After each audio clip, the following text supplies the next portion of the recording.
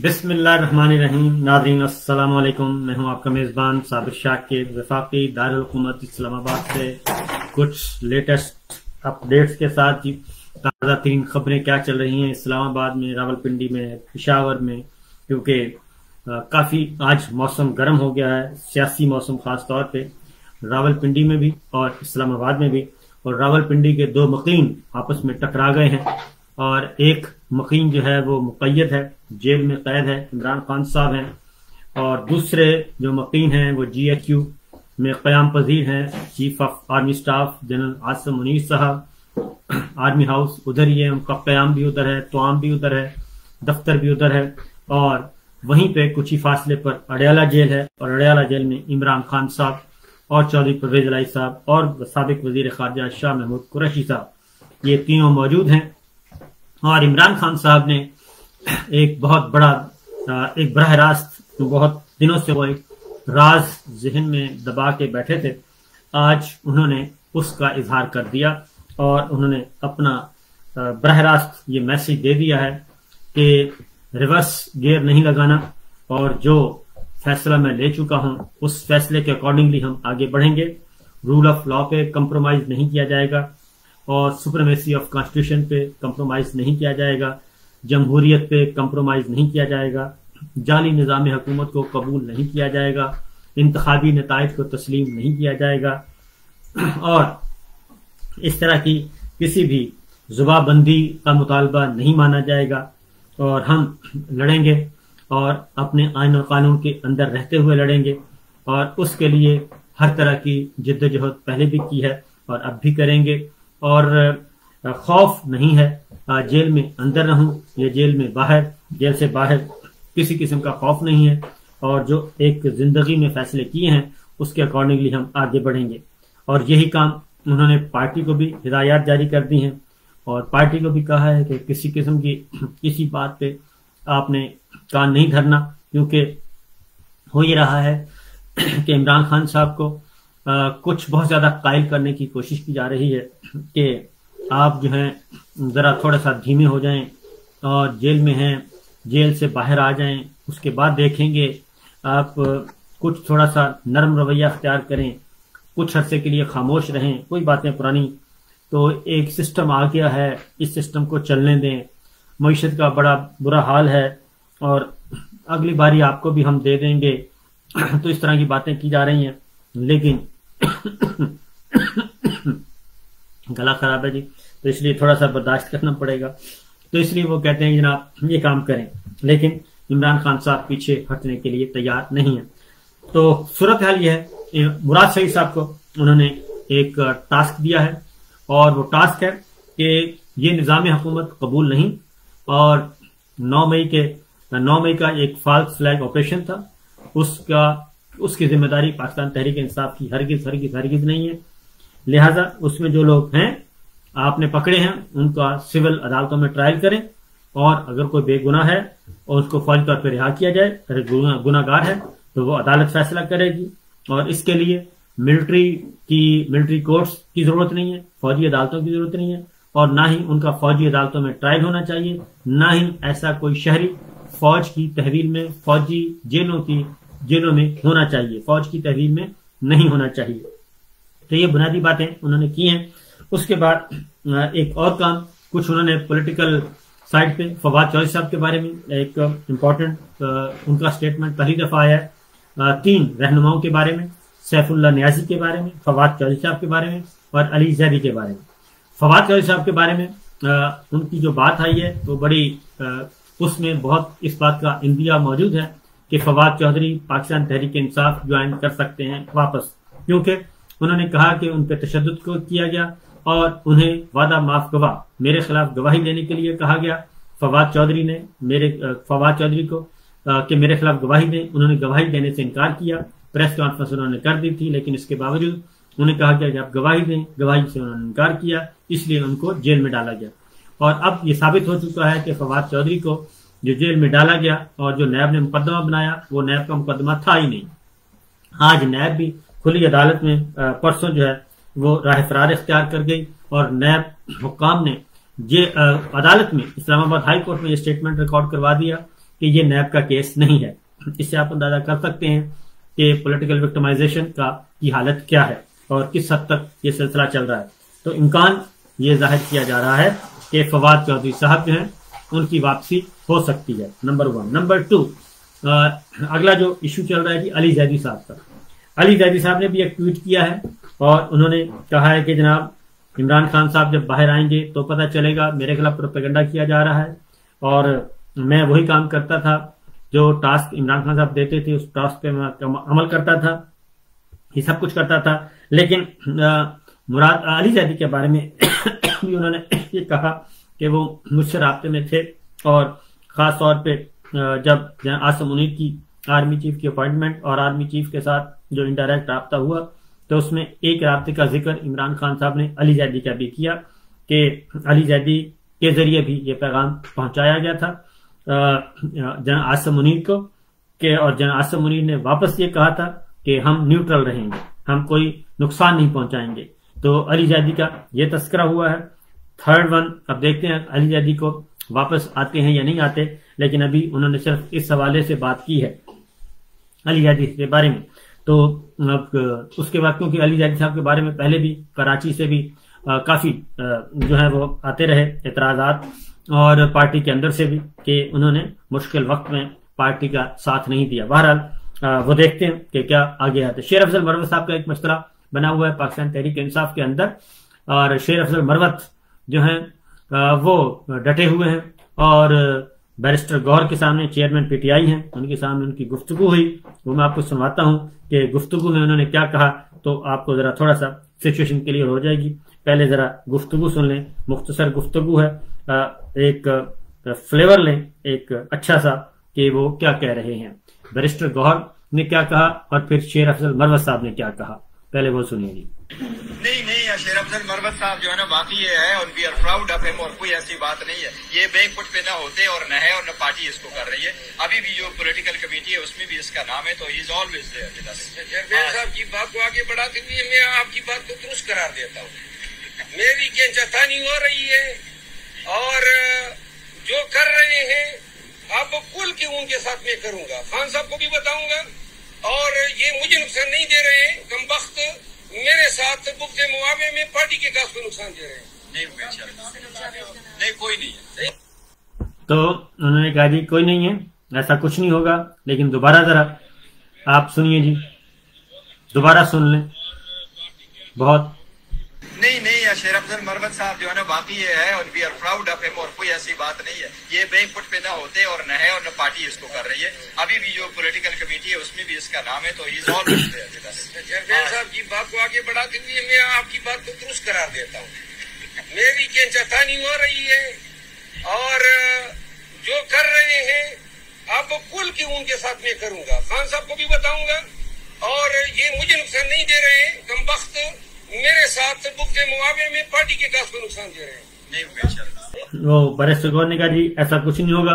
बहरहाल ये सिचुएशन चल रही है पाकिस्तान तहरीक इंसाफ। शेर अफजल मरवत साहब आपको पता है, मैं पहले भी कह चुका हूं कि शेर अफजल मरवत साहब जरा 5वें गियर में काम करने वाले हैं, 6ठे गियर में बल्कि स्पेशल गियर में काम करने वाले हैं और इसलिए उनको जरा थोड़ा सा अपने आप को कंट्रोल करना पड़ेगा, हालात वाक़यात को काबू करना पड़ेगा। अदरवाइज जो है वो ऐसा होता है बाज़-औक़ात नए आने वाले के साथ ऐसा होता है, अपनी थोड़ी सी वो अपने आप को जरा रिविजिट करें और रीऑर्गेनाइज करें और एक फ्रेमवर्क के अंदर रह के जरा थोड़ा सा अपनी स्पीड थोड़ी सी कम कर लें तो ज्यादा बेहतर है। बहरहाल आगे बढ़ते हैं जी। जो इमरान खान साहब ने मुराद सईद साहब को टास्क दिया, एक तरफ बातचीत के दरवाजे इमरान खान साहब ने कहा है कि एक आज कल उन्होंने बता दिया, मैं वो मेन चैनल पे सारी बात बता चुका हूं, रिपीट करने की जरूरत नहीं है लेकिन उन्होंने टास्क दे दिया।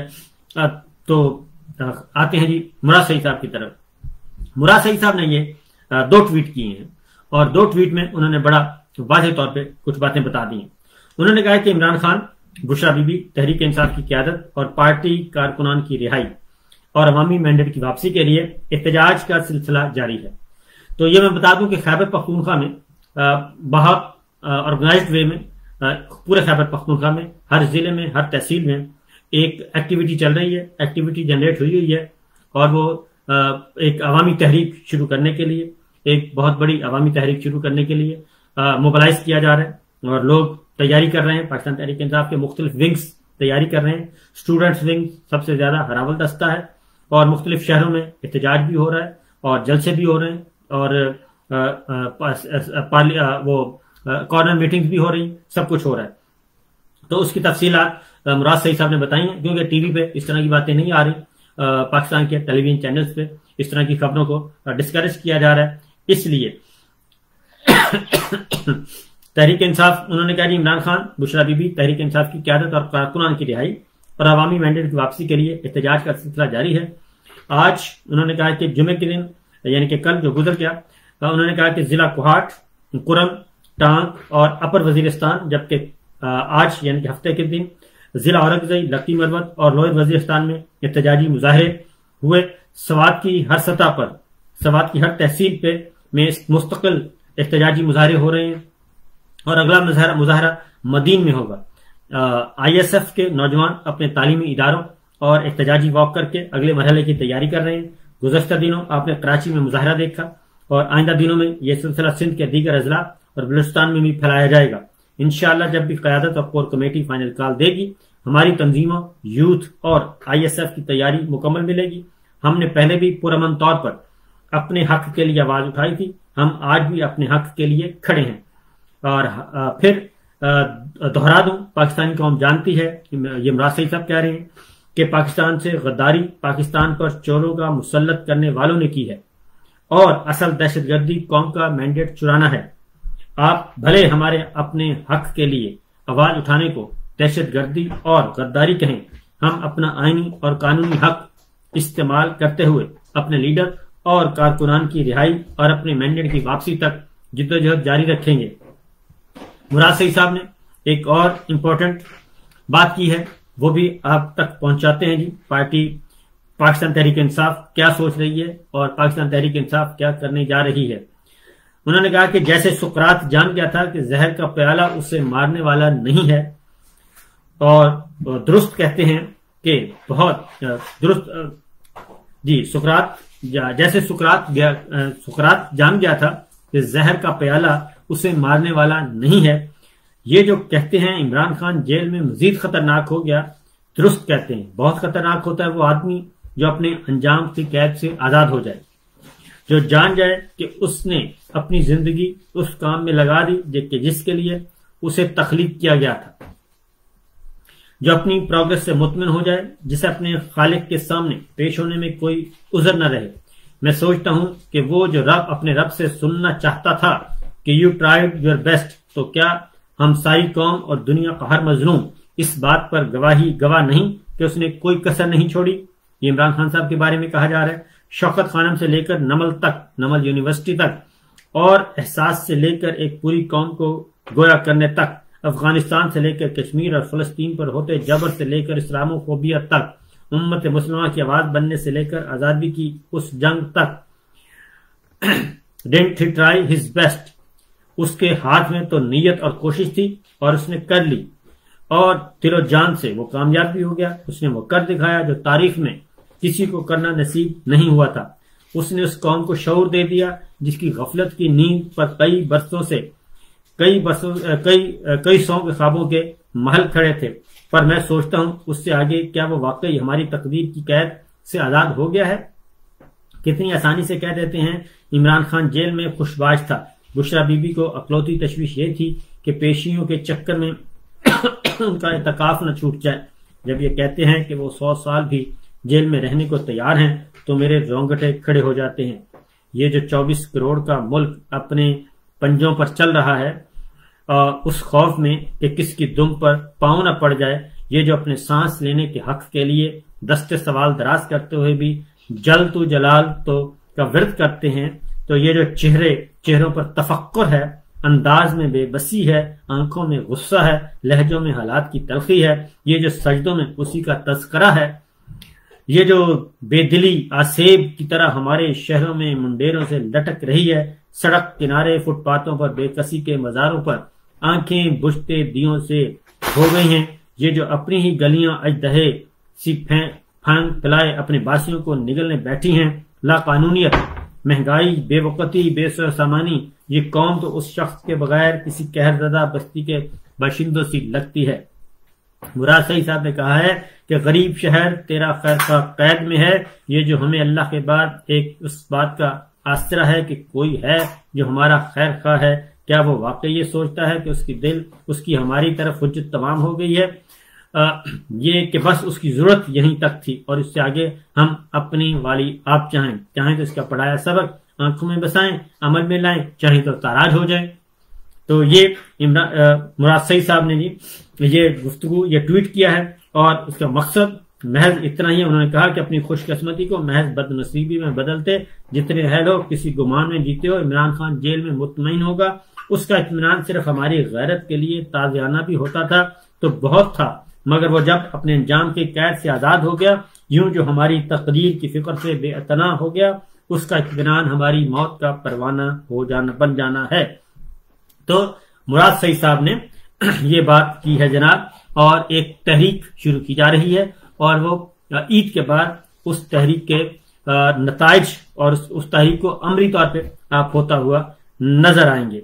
तो ये मामला चल रहा है। अब आते हैं एक और खबर की तरफ, और वो खबर है जी अलकादिर ट्रस्ट। अलकादिर ट्रस्ट में भी हुकूमत को सुबकी का सामना करना पड़ा है और अलकादिर ट्रस्ट की आज अलकादिर यूनिवर्सिटी केस की आज समाअत थी।